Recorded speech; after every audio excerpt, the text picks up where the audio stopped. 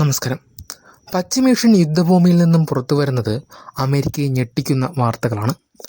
ലോകത്തിലെ ഏറ്റവും കരുത്തുറ്റ 5ാം തലമുറ യുദ്ധവിമാനമായ F-35 ലൈറ്റ്നിംഗ് ഇറാൻ്റെ വ്യോമാതിർത്തിയിൽ വെച്ച് ആക്രമിക്കപ്പെട്ടിരിക്കുന്നു.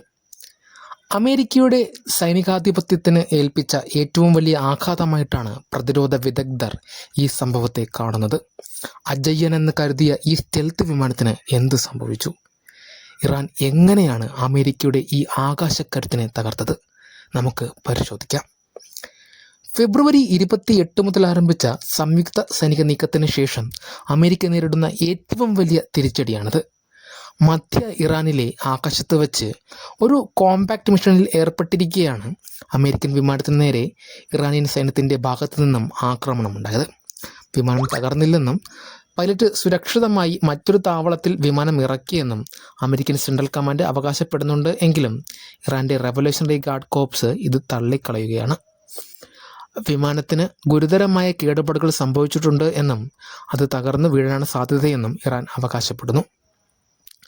ആകാശത്ത് വെച്ച് വിമാനം സ്ഫോടനത്തോടെ പുകയുന്ന ദൃശ്യങ്ങൾ ഇതിനോടകം തന്നെ സമൂഹ മാധ്യമങ്ങളിൽ വലിയ ചർച്ചയായി മാറിക്കഴിഞ്ഞു. എന്തുകൊണ്ടാണ് ഈ സംഭവം ഇത്രയേറെ പ്രാധാന്യമർഹിക്കുന്നത്? അമേരിക്കൻ സൈനിക ചരിത്രത്തിലെ ഏറ്റവും ചെലവേറിയ ആയുധമാണ് F-35.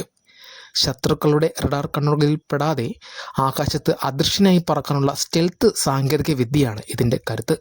എന്നാൽ ഇറാനിലെ പോരാട്ട വീതിയിൽ ഈ അത്യാധുനിക വിമാനത്തിന് നേരെ ആക്രമണം ഉണ്ടായത് സ്റ്റെൽത്ത് സാങ്കേതിക വിദ്യ എന്നത് ഒരു പൂർണ്ണ സുരക്ഷ ഉറപ്പല്ല എന്ന യാഥാർത്ഥ്യത്തിലേക്കാണ് വിരൽ ചൂണ്ടുന്നത്.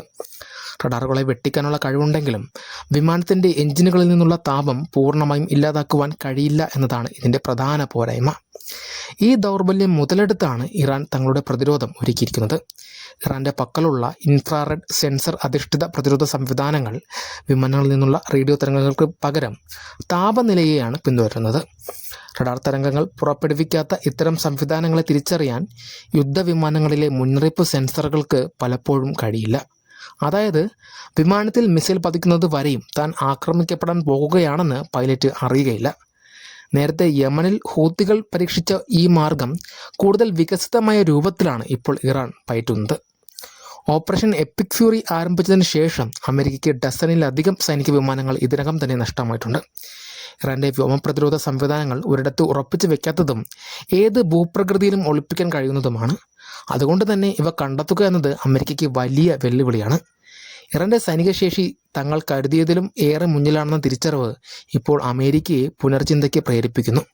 വരും ദിവസങ്ങളിൽ അമേരിക്ക ഇതിന് എത്തരത്തിൽ തിരിച്ചടി നൽകുമെന്നതിനെ ആശ്രയിച്ചിരിക്കും ആഗോള സമാധാനവും ഊർജ്ജ വിപണിയിലെ സുസ്ഥിരതയും. വൻശക്തികൾ തമ്മിലുള്ള ഈ പോരാട്ടം ഒരു പൂർണ്ണ യുദ്ധത്തിലേക്ക് നീങ്ങിയാൽ അത് ലോകക്രമത്തെ തന്നെ മാറ്റിമറിക്കും. ഈ വിഷയത്തിൽ ഇറാൻ്റെ അടുത്ത നീക്കം എന്തായിരിക്കുമെന്ന് നിങ്ങൾക്ക് തോന്നുന്നു? അവ താഴെ കമൻറ്റ് ചെയ്യുക. കൂടുതൽ വാർത്തകൾക്കായി ഈ ചാനൽ സബ്സ്ക്രൈബ് ചെയ്യുക.